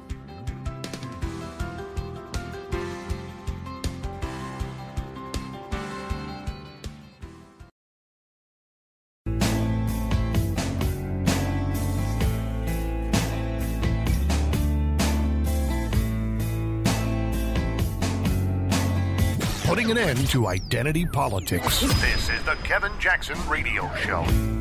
As Central American migrants are fleeing crime and poverty in their home countries. Mexico is facing calls to accept them as refugees. Oh, my goodness. Welcome back, everybody. Kevin Jackson. Mexican government tried to pull a fast one. Oh, yeah. Speedy Gonzalez. You see, no media outlet asked the very simple question of the Central American caravan that decided to invade America. And that question is this: won't they have to invade Mexico first? Yeah, it's an interesting question, isn't it? I mean, you've got to cross the southern border into Mexico in order to get up to America, unless you're going to jump on a charter and fly all the way to the border and land and then come across. So when the caravan entered the southern border of Mexico, the country should have stopped them right there. Should have sent them home. But instead, Mexico pulled what I call the Mexican standoff with President Trump. Or they knew that would come at some point. They were like, if we let these people in and they go through our country, okay, eventually they will get to the northern part of the border. And at that point, things will not go so well for the white man, the gringo, north of the border. Yeah. Anyway, I like my sinister Mexican. Anyway, so this Mexican standoff was supposed to be, occurring, which it ultimately did, but they allowed the Central Americans to march across their entire country so they would eventually land at the U.S. border. And what's interesting is they've been all but escorted by the Mexican government. They haven't been harassed. Why are you here? Why have you invaded our borders? Who do you think you are? Are you crazy, man? Nope. The intent was for Mexico to thumb its nose in the face of El Gringo Guapo. That's the pretty white boy of the United States. Now, when idiots make these kind of plans, the problem is they don't see them through to the end. Because President Trump all along the way says, look, I'm rejecting these migrants. And the Mexicans likely figured that Trump would look inhumane in doing so. Their objective was, if we allow them to come into our borders, people will look at us as open borders, even though we do not have such thing. Okay? But we will get them to the north, and then we will pit them against that gringo, El Gringo El Guapo. And we will make him have to make the hard choice, embarrassing our north of the border neighbor, including all of us. Let's listen to the rest of this thing that they did, because I want you to hear how they positioned it, because Mexico now finds itself in a little kimchi. When America's Christian Rose examines a possible solution to the mass migration crisis. Waves of Central American migrants keep arriving at the U.S. southern border with an intent to seek asylum, specifically in the U.S. Several caravans have traveled some 2,500 miles through Mexico, and the impressive length and distance of their journey is raising the question of why Mexico wouldn't accept the migrants as refugees instead of helping them reach the U.S. And the Mexican laws are very tough on immigration, extremely tough. And it started out with way over 1,000 people. I guess now it's down to about 100 going all through Mexico. People don't realize what a big country Mexico is. The migrants hailing from Honduras, El Salvador and Nicaragua are fleeing rampant crime and poor economic conditions in their home countries. As One American News reported previously, criminal violence and poverty aren't sufficient grounds for asylum in the U.S., dealing with the victims of political, religious and societal repression. However, under the international refugee and asylum laws, the people fleeing Central America could receive help in the first stable country they reach on their way to safety. There is hardly a reason why Mexico couldn't be that country. The government of Mexico wants to have an open arms policy. All foreigners who are contributing something to Mexican society are welcome. We want these people to be properly documented. Under several international treaties, the U.S. could refuse entry to the seekers of refugee and asylee status if they have made their way to the U.S. through a safe country, for example, Canada. When over 6 million refugees fled Syria in the wake of the civil war in that country, The majority of them, over 3 million people, remained in the first safe country they reached, Turkey. Culturally similar Lebanon and Jordan accommodated another 1.5 million Syrian refugees without any turmoil. I think you get the gist. First safe country. Mexico's got its problems, but they're not nearly as bad as those of El Salvador and Nicaragua and whatever else, right? So when they let these people step onto the land, that became their next safe haven. And as I said, the objective was to make the United States look bad, but as Peña Nieto said, the president of Mexico, he didn't read the art of the deal, because Donald Trump doesn't back down. Make America great again is for real. And now things have backfired on Mexico. And I find this so intriguing because, you know, the best made plans of mice and men. Mexico, look at what we do to help this country, man. And for them to want to set us up like that. Where's Mexico's humanity, right? Strict immigration laws this country has, obviously broken by the caravan. Now that same scrutiny falls on Mexico that has fallen on America for decades. Hard to believe, folks, that Central Americans are worse off than Mexicans, but compared to their lifestyle, Mexico looks like an oasis. And so when I was thinking about this whole story, just in total, what we do for not only Mexico, what we do for the world. And people would dare say that Americans are inhumane. We take 1.5 million people from other countries every year. I'm talking about legal immigration. I dare any country to give us their number. How many legal immigrants do you take into your country every year? Even with open border policies, I don't believe anybody comes close. I'm guessing. You can look it up. If I'm wrong, I'll admit it on radio. I can't imagine anybody wanting to get anywhere else, except America.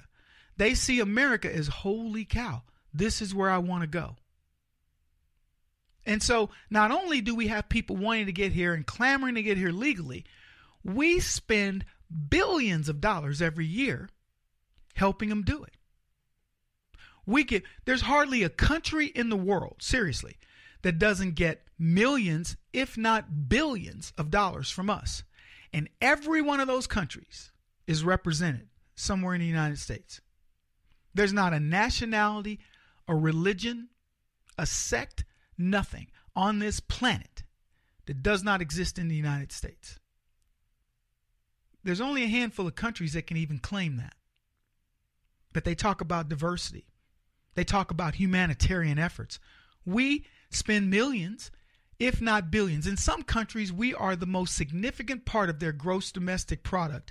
They don't make anything, but our money is what keeps them afloat. Mexico, for all intents and purposes, is that. Mexico has a $58 billion trade deficit with us. You want to know how big that is in their economy? Go look up Mexico's GDP and see what a $58 billion chunk is. And that's the legit part. That's the trade deficit. That has nothing to do with the money that is sent over through humanitarian efforts or the money that gets sent back from the people who live in the United States illegally, or in some cases legally, and ship money back to their compatriots back home. So our number in Mexico could conservatively be in the $70 billion or so, or whatever, I don't know, certainly $60 billion with a $58 billion trade deficit. And forget the trade, the amount of product that goes in and out. It's worse than that, because the people that work in those factories that we built in Mexico, what do you think their contribution to the tax base of Mexico is to the economy? The maquiladoras along the border, all those different plants that line, from Texas from tip to top, all those maquiladoras plants are huge. What are they bringing into the Mexican economy? So forget the fact of the trade part. we probably put another $10 billion in with just employees of companies that we do work, that have set up over there. So whatever that number is, it's huge. And this is how Mexico treats us? By wanting to play chicken at our border? Let me tell you something. I'm so happy that the scrutiny now falls back on them and away from us, because we don't deserve this. Not as taxpayers and not as humanitarians. We are the world's best humanitarians. He won't stop until he's the top-rated radio talk show host in America. What kind of weird competitive freak are you? This is the Kevin Jackson Radio Show.